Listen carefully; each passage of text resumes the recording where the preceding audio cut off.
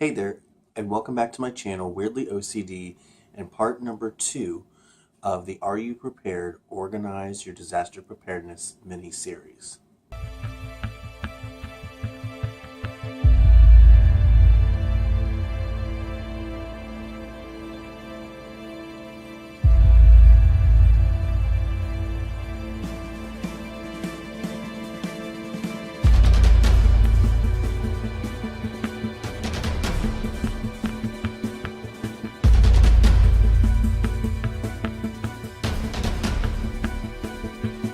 In part 1 of this mini-series that you can see right here, I discussed generalized ways that pretty much anybody could prepare for a natural disaster in areas such as communication, finances, paperwork, and special needs that may be of concern to the people in your particular household.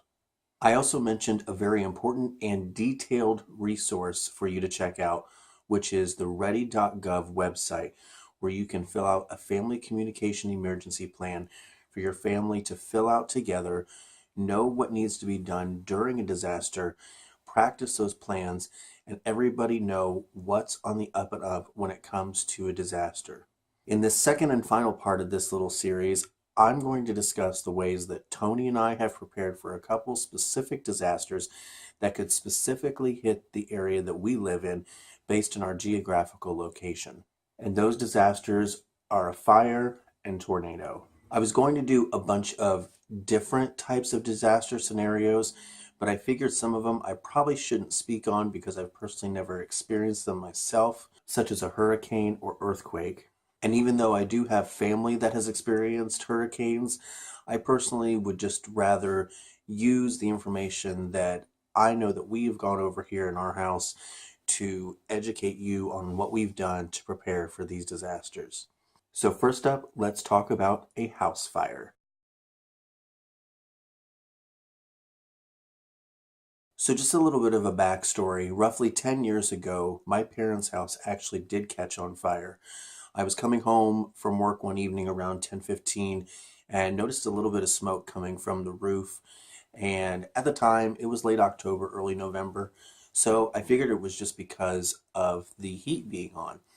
Well, when I walked into the house, I noticed a small black speck on the living room ceiling and went over to look at it, and it was actually growing bigger and bigger as I was standing underneath of it. So I pretty much figured that our house was on fire, even though I didn't see any flames or smoke, and called 911. Well, it's a good thing I did because our attic actually was on fire. Now, the fire department unfortunately could not outright prove as to why the fire started. My parents and I, we kind of have our own theories, which I will keep out of this video, but because of that experience, I'm a little more prepared for a house fire simply because now my eyes have kind of opened to the different things that could cause them. And even if you're unsure of the several ways that a fire could potentially start in your own home, there's definitely ways that you can prepare for it. First of all, you need to have a smoke detector on every level of your home. This is key, and there's no excuse not to. They're not really expensive whatsoever, usually $20 or cheaper. And a lot of times, local fire departments will actually do smoke detector giveaways. So you may want to call your local fire department to see if that's something that they may do annually. It's also important that you change out the battery in your smoke detectors at least twice a year. It's usually recommended that you do this when you participate in daylight savings time. However, if you're in an area that doesn't practice daylight savings time, then it's easy for you to just replace a reminder on your phone or your computer's calendar to remind you of 2 specific times through the year to check and, if need, change the batteries. The next thing that you and your family could do is have an evacuation plan in place. You can use the form that I previously showed you from the ready.gov website to construct a plan for your family and then put that plan into practice. It's important that you practice this plan at least twice a year, especially if you have small children. You might want to consider doing it more, just so they are well versed in the procedure and evacuation plan in case your house were to catch on fire. As for Tony and I's plan, our plan is to actually go across the street from our home and meet up in the neighbor's front yard. Even though it's not super far away from our home, we feel that it is a decently sized safe distance from our home should it catch on fire. Now, a couple tips that I will say is I know that some people do not have central heating units in their home. Maybe it's because your home is a little older and was never equipped with one, or you just simply can't afford it because, let's face it, those are pretty expensive. So you may use the assistance of a space heater. But did you know that space heaters are the cause of 65,000 house fires a year? If you need to use a space heater to heat your home, just remember a few key things to make sure that you're using it as properly as possible. Check it for any broken or frayed cords. If it has any of these, don't use it whatsoever. Replace it immediately. You should never use your space heater to dry clothing, dry bedding, cook food, or thaw pipes. You should also keep pets and children away from space heaters. Make sure that your space heater is completely level when in use, and read the manufacturer's information packet, warranty, and any warning labels that may be on the space heater itself.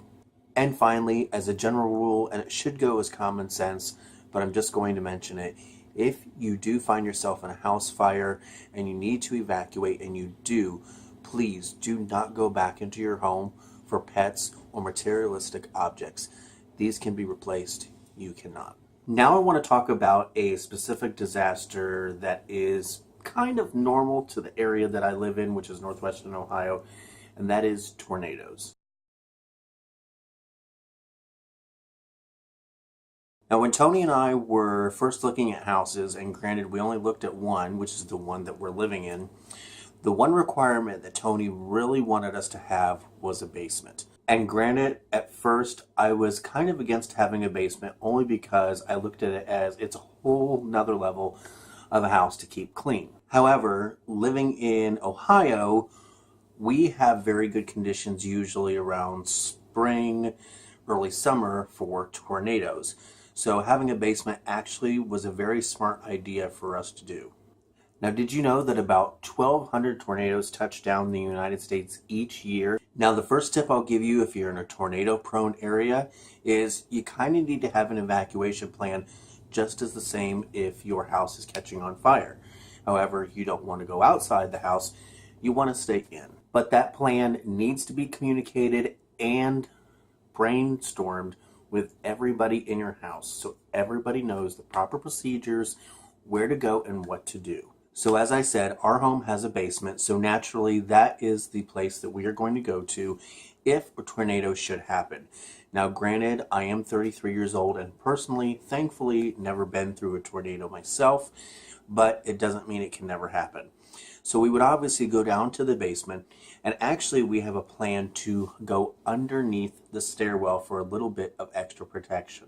Now I know a lot of homes don't have basements, so you want to find the most interior room of your home, preferably with no windows. It's a good idea to have something soft, such as a pillow or a thick blanket to cover yourself with to protect yourself from flying debris. I would also recommend keeping a small disaster supply kit either in or very close to your meeting place. For instance, in our kit, I keep a very well lit flashlight that my father gave to us, 2 candles, a pack of flashlight batteries, a case of water, a lighter,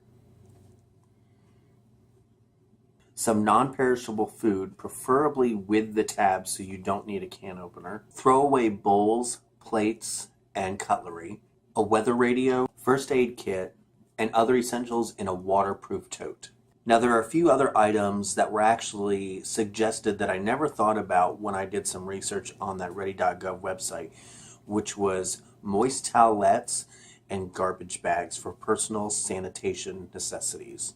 I would also recommend that in your disaster supply kit, you also keep a local map, a physical one, and a compass. That way, if for whatever reason your city or neighborhood is destroyed beyond recognition, you can still maybe somewhat find your way around. It's also important to grab any medications that any members of your household may need, because after the disaster, such as I mentioned in the first part of this series, pharmacies may be closed due to damage and you would be unable to get an emergency supply or refill right away. Now, as I said, In this video, I was originally going to go over a bunch of different disaster scenarios, but I kind of just wanted to hone in on a couple that personally affect me and Tony, or would affect me and Tony should they happen to occur. And you can look up different plans and tips on any kind of disaster from the ready.gov website. They have a whole list over to the side, such as tsunamis, earthquakes, hurricanes, power outages, and many more. But with that, I hope you enjoyed this little two-part series. Again, this was recommended by user 808blessed1 in a comment from a recent video. So 808, I hope I did you justice in this video and that you kind of learned a little bit more. I know I definitely learned quite a bit more from doing the research for this video, and as I said, visiting that ready.gov website. That's it for today's video. I hope you enjoyed it, and I will be back Sunday with another cleaning video, and I think I'm going to possibly show you the messiest room in my home. It's a little embarrassing, but I think it'll be therapeutic. So I will see you all on Sunday. Have a great day. Bye-bye.